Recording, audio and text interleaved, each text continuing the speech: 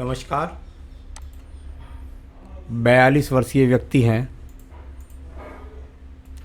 जिनकी यहाँ पर मैं हस्तरेखा देखने जा रहा हूँ। किस किस प्रकार की गतिविधियाँ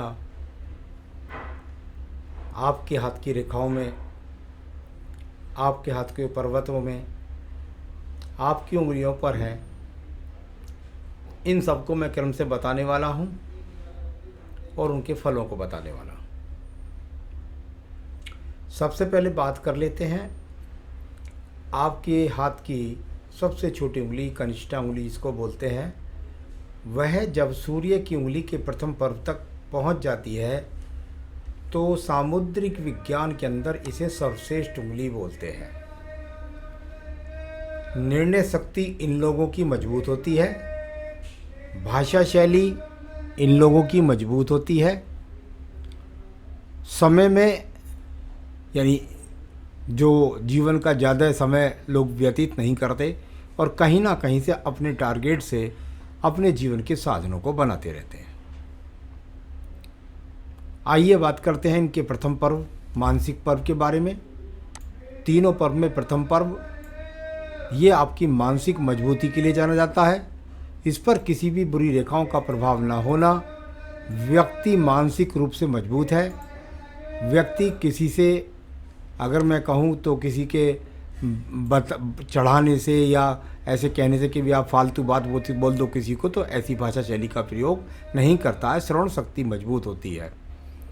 सेकंड पर्वत पर बहुत ज़्यादा खराब रेखाएं नहीं हैं, राहु रेखाओं का प्रभाव ज़्यादा नहीं है। इसका मतलब ये है कि व्यक्ति बिना वजह क्रोध भी नहीं करता है। तो ये अपने आप में नियंत्रण है उनका भाषा शैली पर कि वो बिना वजह किसी के साथ में लड़ते झगड़ते नहीं हैं या आर्गूमेंट्स नहीं करते हैं। तीसरे पर्व की यदि स्थिति देखता हूँ तो बहुत माइनर रेखा दिखाई दी। बस इतना कह सकते हैं कि जो धन के आगमन है उनसे आप संतुष्ट नहीं हैं। चलिए मैं बात करता हूँ आपकी यहाँ पर उंगली की, और वह है आपकी सूर्य की उंगली। सूर्य की उंगली यहाँ पर यदि मैं देखता हूँ तो इसका प्रथम पर्व यहाँ पर दिखाई देता है। इस पर किसी प्रकार के कोई आँखों का रोग नहीं, किसी प्रकार से यहाँ पर अगर मैं देखता हूँ तो कोई अग्नि तत्वों से नुकसान नहीं, और किसी भी प्रकार से यहाँ पे बीपी से संबंधित रोगों का सामना नहीं। तो ये सब कारक यहाँ मजबूत हैं इनके। दूसरे पर्व पर राज्य सरकार से किसी प्रकार का बड़ा लाभ नहीं और राज्य सरकार से किसी प्रकार का दंड नहीं। तीसरा पर्व शनि सूर्य की उंगली मिली हुई है। व्यक्ति माता पिता से माता पिता से सहयोग प्राप्त करता है और साथ ही साथ बुढ़ापे तक उनकी सेवा भी करता है। चलिए मैं बात करता हूँ इसके बाद में आपके यहाँ पर पर्व की, और वह है शनि की उंगली का प्रथम पर्व। यहाँ से आपके जीवन में कोई स्थायी रोग या नाड़ियों के रोग या कमर का दर्द, पीठ दर्द, इस तरह का कोई दर्द होता है तो उसका इंगित यहाँ पर दिखाई देता है। उंगली भी एकदम सीधी है। व्यक्ति राजनीतिक समाचारों के प्रति, खेल के प्रति उसकी सोच या उनको देखना उसे अच्छा लगता है। यहाँ पर शनि की ढैया 7.5 कुछ भी आएंगी वो आपके जीवन में प्रभावी नहीं होंगी। दूसरा पर्व किसी भी प्रकार की कर्ज की रेखाओं को नहीं दर्शाता। अगर मैं इसमें देखता हूँ तो मुझे कहीं ऐसा नहीं दिखता कि कहीं पर पैसा डूबने के योग हैं या कोई इतना बड़ा कर्ज हो जाए जिससे व्यक्ति किसी प्रकार से एकदम बिल्कुल विचलित हो जाए। तो ऐसा कुछ नहीं, आपके जीवन के अंदर छोटा मोटा लोन लेंगे तो आराम से उतार भी देंगे। थर्ड पर्व पर भी स्थिति मजबूत है। यहाँ से पारिवारिक रूप से अपने संबंधों को मजबूत से बनाना और साथ ही साथ ईश्वर के प्रति पूजा पाठ करना ये व्यक्ति करता है। आपकी बृहस्पति की उंगली में मुझे एक राहु रेखा का थोड़ा सा हिसाब किताब दिखाई दिया खराब। बृहस्पति जब खराब होता है यहाँ पर शुगर, कोलेस्ट्रॉल, लीवर, किडनी के रोग लगता है। जब मैं यहाँ इस बात की बात करता हूँ तो बस ये कह सकता हूँ कि कोई ऐसा छोटा मोटा रोग या कभी मोटापे का रोग या पाचन क्रिया का मजबूत ना होना, इस तरह का चिन्ह जब हो जाए तो उस बात का ध्यान रखना चाहिए, खान पान पर नियंत्रण रखना चाहिए। सेकंड पर्वत की स्थितियों में बहुत हल्की हल्की माइनर रेखा दिखाई दी। अभी यहाँ से मैं इतना कह सकता हूँ कि बस थोड़ी सी भिन्नता पति पत्नी के विचारों में है। तीसरा पर्व में भी राहु रेखा है। व्यक्ति संतान से संबंधित चिंता व्यक्ति के अंदर समाई हुई है और धन से संबंधित समस्याएं। यहाँ पर अंगूठे के प्रथम पर्व को देख लेते हैं। अंगूठे के प्रथम पर्व में किसी प्रकार के बुरे विकार नहीं हैं, व्यक्ति चरित्र से मजबूत है, व्यक्ति किसी प्रकार से दूसरे के धन के प्रति लालायित नहीं रहता, संसाधन सामान्य रूप से हैं। सेकंड पर्वत पर ये रेखाएं होना बहुत अच्छी बात कही जाती है, वरना व्यक्ति किसी की झूठी हाँ में हाँ भी कर देता है। जितनी माइनस रेखा होती हैं व्यक्ति आर्गूमेंट्स करेगा, बहस भी करेगा और सही और उसे जो सही बात लगेगी उसमें ही वो हाँ में हाँ मिलाएगा। आइए बात करते हैं इसके बाद में आपके यहाँ पर, और वो है आपका बुध का पर्व। बुध के पर्व की यदि मैं स्थिति को देखता हूँ तो ये यहाँ पर स्थायी वो रेखाएं हैं जो आपके जीवन के अंदर नियमित रूप से, अगर मैं कहूँ तो इनको कह सकते हैं नियमित रूप से धन के आगमन पैदा करना। आपके पास वो क्वालिटी है कि यदि आप अपनी मर्जी से ही खाली बैठ जाए तो बात दूसरी है, वरना आप निरंतर रूप से धन के आगमन बना सकते हैं। रेखाएं ज़्यादा बैलेंस में नहीं है, धन की बहुत ज़्यादा मजबूती नहीं है। अब मैं बात करता हूँ सूर्य के पर्व के बारे में। सूर्य का पर्व और सूर्य के पर्व में यदि मैं रेखाओं को देखता हूँ तो इसमें से रेखाएं कुछ झिलमिलाहट के साथ में खड़ी हुई जाती हैं, बहुत मजबूती के साथ नहीं जाती, बाकी साइड वाली रेखा ज़्यादा निकल जाती है। इसका मतलब सीधा सीधा ये होता है, ये हल्की हल्की जो खड़ी है, कि व्यक्ति यदि प्रयास करे तो उसको शुरू में संविदा जैसी जॉब मिले या कॉन्ट्रैक्ट बेसिस जॉब मिले, और फिर उसमें उसकी जो तरक्कियां हैं या उसको पक्का करने में व्यक्ति को थोड़ा समय लगता है, या पक्की नौकरी मिल जाए तो उसके अंदर तरक्की का जो ऊंचा आयाम है उसे पैदा करने के लिए व्यक्ति प्रयासरत है। तो कुल मिलाकर सूर्य पर्व इतना खराब भी नहीं है। यहाँ पर बात करता हूँ आपके भाग्य पर्व की। भाग्य का पर्व और कुल मिलाकर के इसकी जो स्थितियाँ हैं वो ऐसी नहीं हैं जिनसे मैं ऐसा कह सकूं कि व्यक्ति भाग्यहीन है। कुल मिलाकर भाग्य रेखाएं हैं, ऊर्जित ज़्यादा नहीं है, व्यक्ति प्रयास कर रहा है अपने आप के धन के अच्छे आगमनों के लिए और उसका भाग्य ऊर्जित भी होगा। ये रेखाएं मजबूत भी बनेंगी, ये निश्चित रूप से आपके समय में 4 से 5 साल में बहुत मजबूत बनेगी, तब आपके पास और अच्छे धन के आगमन बनेंगे।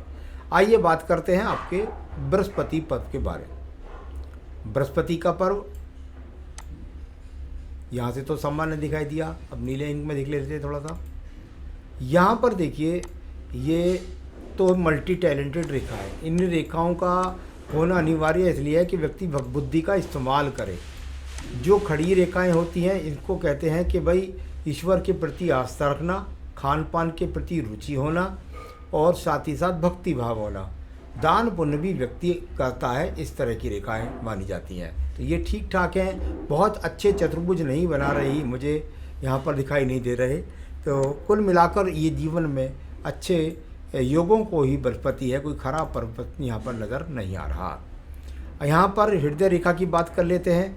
बिल्कुल मजबूती के साथ हृदय रेखा चली गई, कहीं पर कोई यव का चिन्ह नहीं, कहीं पर कोई भी किसी प्रकार का क्रॉस का चिन्ह नहीं, एक दूसरे पर चढ़ने वाली रेखा नहीं, यानी कि ये व्यक्ति अपने आप में हृदय से मजबूत। नंबर 2, परिवार का सहयोग करता है। नंबर 3, मन में कोई ज़्यादा विषय विकार भी नहीं कि मन से बहुत दुखी हो, और पत्नी के साथ सही तालमेल के साथ जीवन यापन। यहाँ बात करते हैं इसके बाद हम आपके निम्न मंगल कर्म पर्व के बारे में। कर्म पर्व पर कर्म रूपी रेखाओं का होना सबसे ज़्यादा अनिवार्य माना जाता है। भले ही ये रेखा आगे तक जाके काटें तो भी कोई उसकी बुरी बात नहीं है। इसका सीधा सा मतलब ये होता है कि व्यक्ति प्रयत्न कर रहा है, व्यक्ति यहाँ पर कोशिश कर रहा है, और कोशिश करना ही सबसे बढ़िया होता है। जब ये रेखा नहीं होती तो व्यक्ति निकम्मा हो जाता है, किसी कार्य के लिए प्रयत्न भी नहीं करता। तो ये कार्यरत रेखाएं, ये मेहनत कश रेखाएं आपके हाथ के अंदर दिखाई दी। तो ये प्रयास कर रहे हैं कि भाई दूर से जुड़ूं, भागदौड़ करूं, धन प्राप्त करूं, इस तरह का कह सकते हैं। आइए बात करते हैं आपकी बुद्धि रेखा के बारे में। ये मुझे कुछ थोड़ा ज़्यादा विचलित दिखाई दी। इतनी ज़्यादा बुद्धि रेखा का डाउन होना ये अपने आप में अच्छा नहीं होता। जब बुद्धि रेखा, एक रेखा तो सीधी इस तरह से गई और दूसरी रेखा इसमें से एकदम ये डाउन हो गई नीचे की तरफ, तो ये जब ज़्यादा डाउन हो जाए, इसमें से अच्छी बात ये कि एक शाखा उधर की तरफ भी निकली, नौकरी वाले पक्ष मंगल पर्व की तरफ भी दिख रही थी।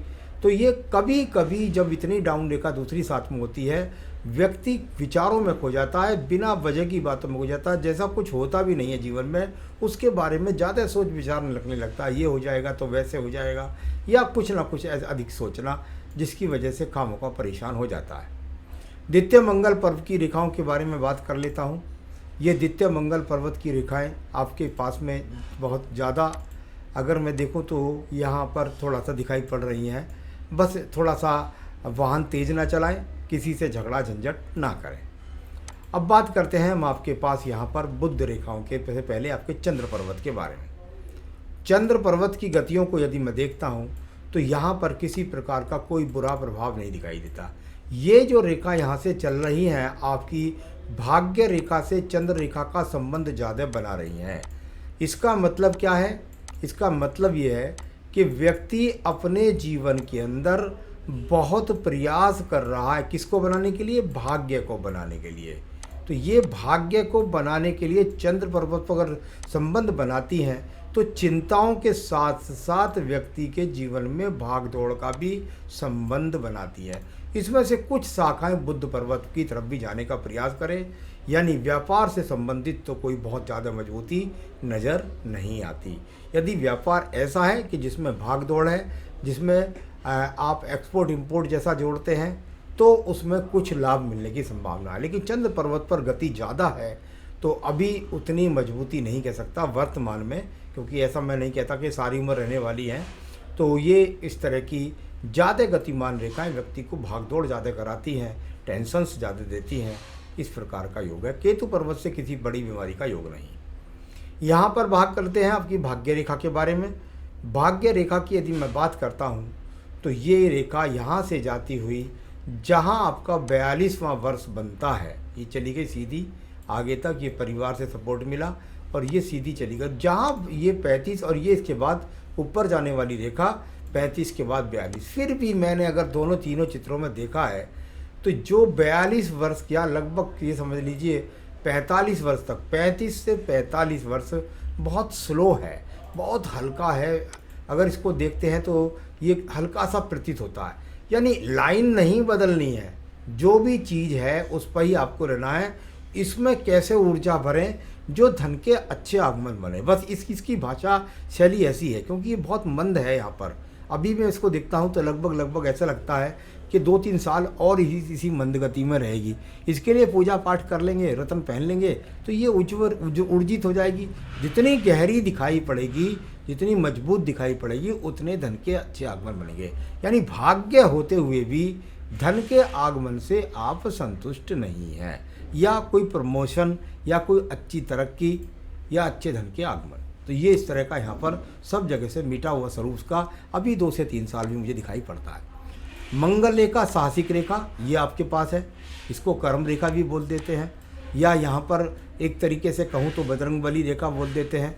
इसका होना बहुत अच्छा इसलिए माना जाता है, जब तक ये हाथ में खिंचती रहेगी जिस उम्र तक, उस उम्र तक व्यक्ति के कवच का काम करती हैं। समस्याएं आती हैं लेकिन व्यक्ति हार नहीं मानता। तो ये इस तरह की रेखा का यहाँ पर स्वरूप। आइए बात करते हैं आपके शुक्र पर्व के बारे में।